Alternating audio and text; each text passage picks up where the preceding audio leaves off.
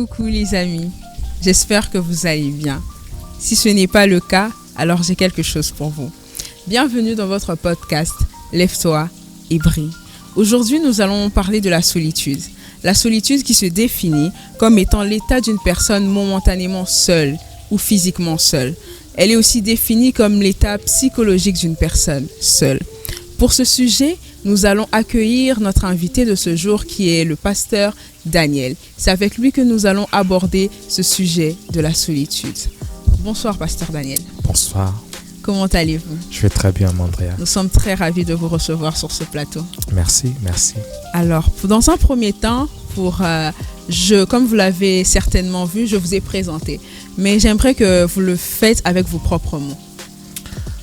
Mon nom, c'est le pasteur Daniel, le pasteur Daniel Kalonji. Je suis pasteur de l'église Mission d'évangélisation mondiale pour la moisson, MIEM en abréviatif.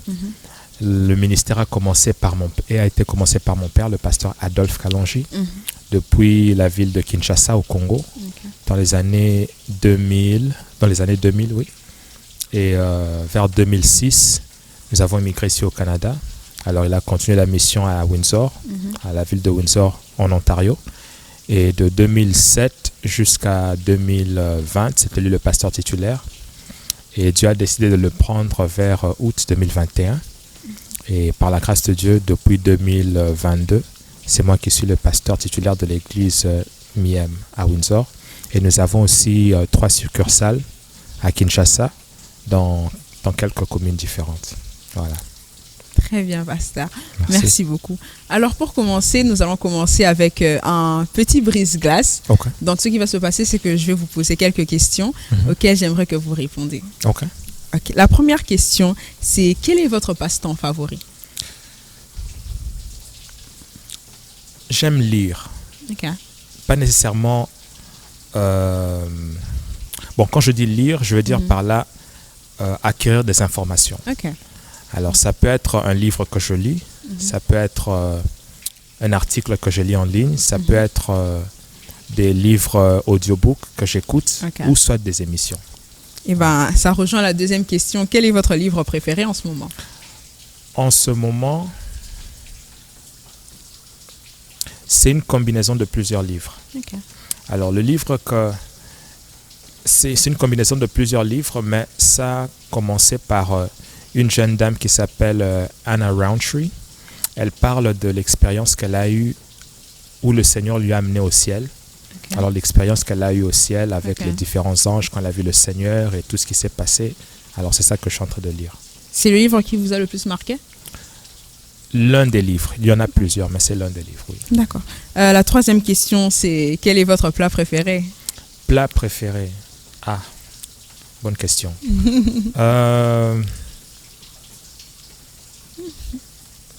Mon plat préféré, très bonne question. Bon, à l'africain, je vais juste dire le foufou. Le foufou? Oui. Ok. Je ne sais pas si le foufou c'est un plat, mais bon. Bon, le foufou avec pour en faire un plat, quoi, avec les différentes choses. Bon, les combinaisons, ça varie. D'accord. Alors, sans plus tarder, nous allons entrer dans le vif de notre sujet qui est tout simplement la solitude. Alors, pasteur, j'ai quelques questions pour vous. Selon la Bible, selon le Dieu qui nous a créés, y aurait-il des avantages à la solitude? Parce qu'aujourd'hui, nous parlons de la face A de la solitude, d'après ces avantages. Oui, il y a des avantages à la solitude. Bon, dans chaque chose, il faut toujours être balancé. Il faut toujours avoir de l'équilibre. Il y a le mauvais côté de la solitude, mais en parlant des bons côtés, il y en a plusieurs. Okay. Un exemple qui montre même que la solitude est très importante, une phrase que j'ai toujours aimée, c'est le roi Nabuchodonosor, si je ne me trompe pas, au temps de Daniel, il a un songe. Et dans le songe, il ne se rappelle pas du songe, alors il appelle les magiciens, les satrapes, les astrologues, toutes les personnes qui connaissent les sciences, les différentes sciences ésotériques. Et il leur pose la question, je veux que vous puissiez non seulement me dire le songe que j'ai eu, mais me donner son explication. Alors, les magiciens et toutes ces personnes, ils disent une phrase très intéressante. Ils disent, la seule personne qui peut aider le roi à pouvoir découvrir non seulement le songe, mais aussi avoir l'interprétation, ce sont les dieux. Mais malheureusement, les dieux n'habitent pas parmi les hommes ou avec les hommes. Ça veut dire que si tu veux te séparer dans une catégorie où tu es un dieu, tu ne peux pas être avec le commun des mortels. Tu dois te séparer. Il y a un basketteur qui a dit une phrase très importante. Il dit, j'ai appris à lancer le panier de 3 points et être sûr que ça allait entrer devant 10 000, 20 000 personnes parce que je me suis habitué à lancer 10 000, 20 000 paniers pendant qu'il n'y avait personne qui regardait. Okay. Juste pour montrer que l'isolement a aussi un côté positif. D'accord. Donc, si je comprends bien, l'isolement aide à devenir un dieu. L'isolement a beaucoup des avantages. Bon, si vous voulez, je peux commencer à les lister ou bien on peut avancer avec le temps. On peut, bien évidemment. On peut, ok. Alors, la première chose que le premier avantage que l'isolement apporte, c'est le repos. Okay. Le premier avantage que l'isolement apporte, c'est le repos. Il y a un moment où le Seigneur, après avoir envoyé les disciples, ils reviennent et disent, non, Seigneur, même les démons nous obéissent et tout. Alors la foule vient, le Seigneur prêche, mais après le Seigneur les amène, il prend les disciples, les 12 disciples, il les amène à l'écart et puis il dit, je vous amène ici pour que vous puissiez vous reposer. Okay. C'est très important. Et même un exemple de s'isoler pour se reposer, c'est quand on dort. Le fait de fermer les yeux, ça veut dire que nous fermons tout ce qu'il y a à l'extérieur pour rentrer en nous-mêmes. Alors le premier avantage, c'est le repos. Le deuxième avantage de l'isolement, si je peux dire ça comme ça, c'est que ça nous aide à découvrir le potentiel. D'abord, avant même que découvrir le potentiel, ça aide à faire une désintoxication de nous-mêmes. Il y a des phrases qu'avant nous pensions que c'était juste la pollution, quand nous voyons des déchets un peu partout, mais maintenant nous entendons qu'il y a même la pollution avec le son. Il y a tellement de sons partout, musique, voiture et tout, que ça crée la pollution. Il y a pollution de lumière, quelque chose que je ne savais pas, mais si nous allons dans les grandes villes, par exemple, si on regarde au-dessus, vous n'allez pas voir les étoiles. Non pas que les étoiles ne sont pas là, mais c'est que la lumière de toutes ces villes et tous les buildings qui sont là, ça obscurcit le fait que les étoiles sont là. Alors, une des choses, se mettre à l'écart comme ça, ça aide à se débarrasser un peu de tous ces excès. Voilà. Alors, il y a, je ne sais pas si beaucoup de gens le connaissent, mais Bill Gates, par exemple, il a une manie qu'il fait chaque année. Si ce n'est pas une fois l'année, au moins 2 fois l'année, il prend 2 semaines où il part dans une cabane à côté des eaux, dans sa parcelle, et il y reste pendant 2 semaines sans téléphone, sans internet, sans rien. La seule chose qu'il apporte là-bas, c'est un livre, et puis un carnet où écrire, et puis un stylo, et puis du jus et de l'eau. Et là, c'est là qu'il pense à toutes les grandes questions qu'il peut avoir. Et en pensant à ces questions-là, c'est là que jaillissent les différentes réponses qu'il écrit dans son carnet, les différentes, comme on dit dans le milieu chrétien, les différentes méditations qu'il trouve. Voilà. Et un autre avantage, bon, je ne sais pas si vous me permettez de continuer. Bien évidemment, oui. Vous êtes sûr? Oui. Bon, un autre avantage de l'isolement, par exemple, c'est que ça te permet de découvrir ce qui est en toi. Si une chenille n'a pas le temps de s'isoler, elle ne découvrira jamais qu'elle a la capacité de devenir un papillon. Qu'en elle, il y a des ailes. Ouais. Mais pour qu'elle puisse découvrir toutes ces choses-là, elle a besoin de s'isoler. David, s'il prenait le fait que ses parents lui ont dit de partir veiller sur les moutons comme une punition, il n'allait jamais développer son talent de musicien. Mais c'est ce talent de musicien qui lui a permis d'arriver chez le roi. S'il n'avait pas développé son talent de leadership avec les brebis, il n'aurait jamais pu être en mesure de diriger le peuple d'Israël. S'il ne s'était pas entraîné contre l'ours, contre le lion, dans l'isolement, il n'allait pas être en mesure d'aller se battre contre Goliath et réussir. Alors, il y a des avantages parce que non seulement tu découvres les talents, le potentiel qui est en toi, mais ça te permet aussi de pouvoir te façonner, de pouvoir te former. un des caractères très intéressants de la Bible, c'est Jephthé par exemple. Jephthé, que ses frères disent que tu n'hériteras pas de l'héritage de notre père. Il part, il se met à l'écart, il est isolé et tout. Mais après, il réalise qu'il a un sens de leadership pas comme les autres. Il voit que les gens viennent autour de lui et les gens le suivent. Et non seulement ça, il réalise qu'il a un talent de leadership, mais il voit aussi qu'il a des forces naturelles dans le biceps, quoi. Il voit que physiquement, il est costaud, mais intellectuellement, il a aussi le sens du leadership. Mais tout ça n'allait pas arriver s'il n'avait pas eu si on ne l'avait pas imposé au fait de se retirer comme ça. Alors, donc là, on parle d'une solitude qui nous est imposée. Voilà. Okay. Et puis, il y a une dernière des choses pour ne pas monopoliser le temps. Un autre avantage de l'isolement, c'est un verset qui m'a toujours intéressé, le verset que le Seigneur parle, il dit « Je l'attirerai dans le désert pour parler à son cœur ». Quand nous sommes dans l'isolement, c'est là que nous avons ce qu'on appelle l'inspiration. L'inspiration, c'est très difficile de l'avoir quand il y a beaucoup de bruit autour de toi. C'est pourquoi même le Seigneur, en parlant, il dit que si tu veux prier, entre dans ton lieu secret et ferme la porte, qui veut dire isole-toi. Excusez-moi, donc, alors que nous sommes en train de parler de la solitude, cette solitude de la face A, donc on peut la référer ou la mettre au même niveau que le secret, dans la Bible on appelle le secret, l'intimité, ce moment-là. Voilà. C'est très important parce que si tu n'as pas cette habitude-là, il y aura beaucoup de secrets de la vie que malheureusement tu ne pourras pas avoir accès. Tu ne pourras pas avoir accès. Et c'est là, dans ces lieux secrets, dans ce calme, que la Bible dit que je parlerai à son cœur.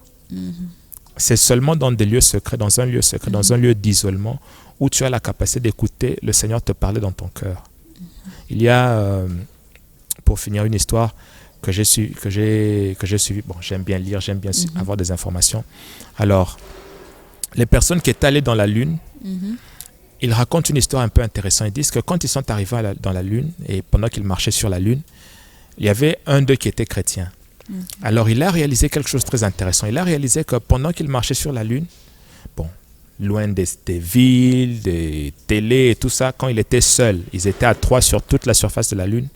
Bon, les 3 qu'il voyait, bien sûr. Alors, quand il marchait, il a réalisé que quand il avait une prière dans son cœur qu'il voulait faire à Dieu, avant même que la pensée de la prière puisse sortir de sa bouche, il pouvait entendre audiblement le Seigneur lui parler et lui répondre. C'est un des avantages de l'isolement, c'est que c'est plus facile d'entendre la voix de Dieu quand il n'y a pas beaucoup de bruit autour de toi. Voilà. Ok, intéressant. Alors, que diriez-vous à une personne qui traverse ces moments de solitude, mais qui se l'est imposé par lui-même? Quel conseil lui donnerez-vous? Positif ou négatif? Conseil positif ou... Peu importe. Ok. Quel conseil? Dans le point de vue positif, j'ai parlé de différentes choses, des différents avantages que l'isolement apporte. Si tu pars dans un isolement, d'abord je dois nuancer par dire cette phrase. Même le Seigneur, quand il a créé l'homme, il dit qu'il n'est pas bon que l'homme soit seul. Ce n'est pas seulement dans le sens de homme et femme, mariage, mais c'est aussi dans le sens de être seul, sans ne pas être dans une communauté. S'isoler. S'isoler 24 heures sur 24, 7 jours sur 7, ce n'est pas une bonne idée. Okay. Parce que naturellement, la façon que Dieu a créé l'homme, il n'est pas bon que l'homme soit seul. Voilà. Mais, donc la solitude doit intervenir par moment. Voilà. Okay. Voilà. S'il va en solitude, à moins qu'il part pour une raison spécifique, parce que même quelqu'un qui décide d'étudier, je vais me lancer dans les études, je vais faire tel programme, je vais faire telles études, ce temps-là, tu es séparé de tout le monde. Oui. Tu t'isoles parce que tu as un objectif. Mais même dans cet objectif, tu t'isoles pour un objectif. Voilà. Le conseil, c'est t'isoler, oui, mais isole-toi pour un objectif. D'accord. Si ça commence à devenir quelque chose que tu le fais, tu ne sais même pas pourquoi tu le fais, tu juste préfères rester calme, seul, isolé, là, il faudrait un peu revoir la raison de ton isolement. Salut les amis, alors pour plus de contenu, abonnez-vous à notre chaîne, partagez, likez et envoyez-nous plein de commentaires. Ciao, ciao. Ok. Une dernière question pour la route. Que pouvez-vous dire alors à l'un de nos spectateurs qui vit des circonstances actuelles où la solitude lui est imposée? Car comme nous pouvons le savoir, il y a cette solitude que je peux dire dans le sens figuré où tu es entouré des gens mais tu te sens seul malgré tout l'amour peut-être que tu as autour de toi. Mais il y a aussi cette solitude où on l'est physiquement, dans le sens où tu n'as personne. Par exemple, pour nous qui immigrons au Canada pour les études, on se retrouve seul dans un environnement où on n'a personne, donc on est réellement seul dans le sens propre. Quel conseil pouvez-vous donner à une telle personne? Il y a un verset dans la Bible qui m'a toujours conforté. Et dans la Bible, il y a ce verset qui dit « Il y a un ami qui est plus proche que même un frère. » Et ça, c'est très important parce que même dans cet isolement-là où nous nous mettons, nous devons réaliser que peut-être physiquement, nous pouvons nous voir seuls, mais le Seigneur est toujours avec nous. Et souvent, quand on est isolé d'une manière imposée de cette façon, il y a un temps où on se questionne, il y a un temps où on se sent comme si on ne pourra pas y arriver, il y a un temps où on se sent comme si le monde s'arrête là, quoi. Il n'y a plus, tu ne vois pas comment est-ce que tu vas arriver de l'autre côté. Mais ayant traversé des moments comme ça, c'est même dans des moments comme ça que le Seigneur est plus proche de nous. Une chose que j'ai toujours encouragé les gens à faire, c'est, nous avons tendance à, même quand nous prions, c'est une prière caricaturée. Nous allons dire merci à Dieu, nous allons demander pardon, nous allons demander le Saint-Esprit, et puis nous allons demander ce que nous voulions demander après. Mais en ce moment-là, c'est là que j'encourage d'avoir une relation de cœur à cœur avec le Seigneur. Si tu es fâché, dis au Seigneur que tu es fâché. Le Seigneur voit tout. Le Seigneur connaît tout. Mais j'encourage les gens à pouvoir avoir des séances où tu pries, mais tu ne pries pas nécessairement, Seigneur, je viens te dire merci, tout, mais tu parles du Seigneur de ta journée parce que ça intéresse le Seigneur de savoir comment est-ce que tu as passé ta journée, mais de ton point de vue à toi. Il sait parce qu'il a tout vu. Mais ça l'intéresse de voir comment est-ce que la journée s'est passée de ton point de vue. Et en développant cette amitié-là avec le Seigneur, tu vas réaliser que ce temps d'isolement ne sera pas seulement un temps où il y a des pensées négatives, mais ça sera un temps où tu vas voir que tu te développes. Tu réalises que tu avais des capacités en toi que tu ne pensais pas que tu avais. C'est un peu comme cette chenille qui devient un papillon. Pour que la chenille devienne un papillon, il y a un catalyse qui doit se passer.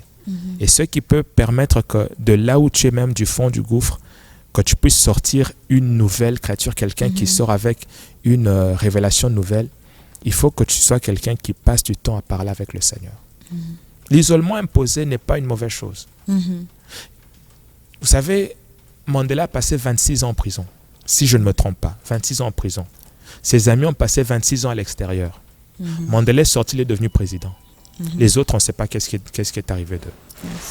L'isolement n'est pas toujours une mauvaise chose, mais l'idée, c'est de profiter de cet isolement-là. Et ceux qui se sentent vraiment au fond du gouffre, je peux leur introduire, leur présenter, si je peux dire ce mot-là, le Seigneur. Le Seigneur Jésus-Christ a la capacité, il va être avec toi. Il va être avec toi. Même dans le feu, il sera avec toi. Même dans le ventre d'un poisson, au fond de l'océan, il sera avec toi. Développe cette capacité-là ou cette amitié-là avec lui. Je te garantis que ça paye. L'amitié avec le Seigneur Jésus-Christ, ça paye. Voilà. Donc, comme nous l'avons vu, très intéressant. Comme nous l'avons vu, Dieu peut nous imposer la solitude, mais pour nous rapprocher de lui, si je le comprends bien. Oui, tout à fait. Pour nous rapprocher de lui. Alors, une question qui me trotte encore dans la tête, c'est que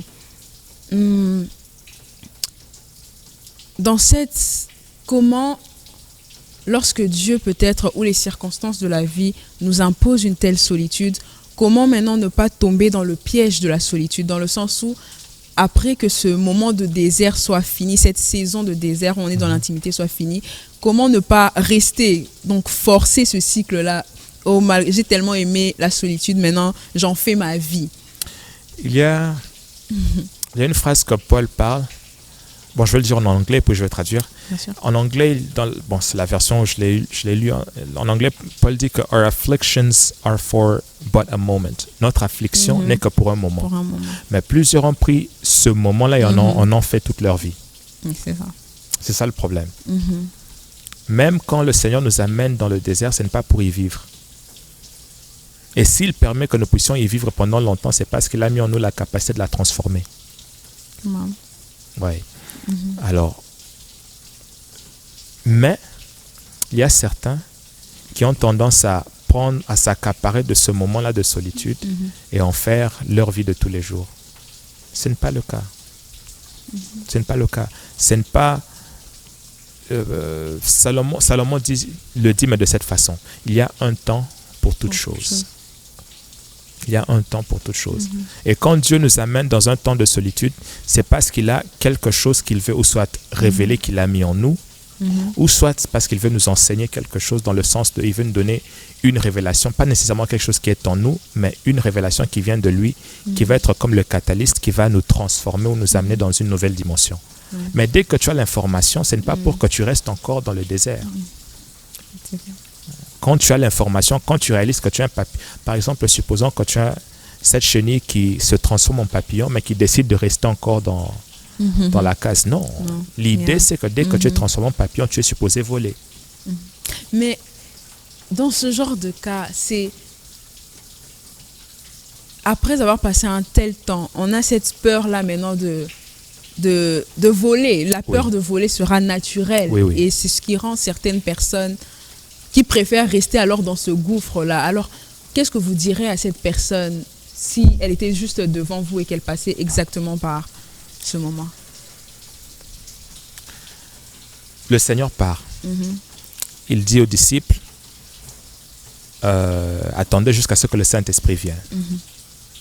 Ils sont dans la chambre haute, ils prient, le Saint-Esprit vient, il parle dans de nouvelles langues. Pierre vient, il parle, il prêche la parole de Dieu, les gens se convertissent, 3000 personnes sont gagnées au Seigneur. La Bible dit que les disciples, le groupe, maintenant, ils n'étaient plus juste les 12, ils étaient tous les 3000 et tous. Alors, ils passaient le temps dans le temple, à lire la parole de Dieu, à méditer la parole de Dieu, à écouter la parole de Dieu. Ils passaient le temps dans les maisons pour partager le pain et la communion fraternelle. Et on dit même que ceux qui avaient des maisons, ils vendaient leurs maisons et puis apportaient l'argent devant les disciples pour que les disciples puissent faire la distribution. Ça a l'air comme une image idéale. Une image idéale d'une vie chrétienne. Nous sommes seulement entre nous, le monde, on les laisse, nous attendons seulement le ciel. Mais le Seigneur avait dit aller dans toutes les nations et faites de toutes les nations mes disciples. Alors, ce que le Seigneur fait pour créer maintenant que cette cocombe-là soit brisée, il amène la tribulation. David se sent que non, je garde les brebis de mon père. De temps en temps, quand le roi a des problèmes, des esprits qui le tourmentent, on m'appelle pour jouer la musique. Je pense que là où je suis, je suis peinard. On m'a donné l'onction de roi, mais bon, avant que l'onction, en attendant que, comme je suis encore dans la maison du roi, comme je joue la musique, peut-être à travers la musique, je vais me créer un chemin. Il venait avec les pains normalement, mais il ne savait pas que pendant que lui, il pensait qu'il était à l'aise dans sa petite vie qu'il avait créée, il y avait un Goliath que Dieu était en train d'élever spécifiquement pour David. Pourquoi est-ce que je dis ça? C'est que même quand tu deviens ce papillon, que tu décides de voler et que tu as peur, tu verras que Dieu créera une opportunité, une situation que même toi-même, tu pourras voir que tout le monde ici n'a pas cette capacité de résoudre ça, sauf moi. Dieu est un expert à créer des situations sur mesure. Donc, il va créer une situation sur mesure que seul toi la capacité, et tu sauras que c'est toi. Si tu restes calme, tu verras aussi que tout le monde ne sera pas en mesure de répondre. Pour toi, ça sera tellement facile, mais pour tout le monde ne sera pas en mesure de pouvoir répondre à cette situation-là. Pourquoi? Parce que la capacité, la lumière sur la solution à ce problème-là, c'est à toi qu'il l'a donné. Et tu sentiras que c'est que le prophète dit dans la Bible, dit que quand je gardais ça en moi, c'était comme des os, c'était comme le feu qui brûlait dans mes os.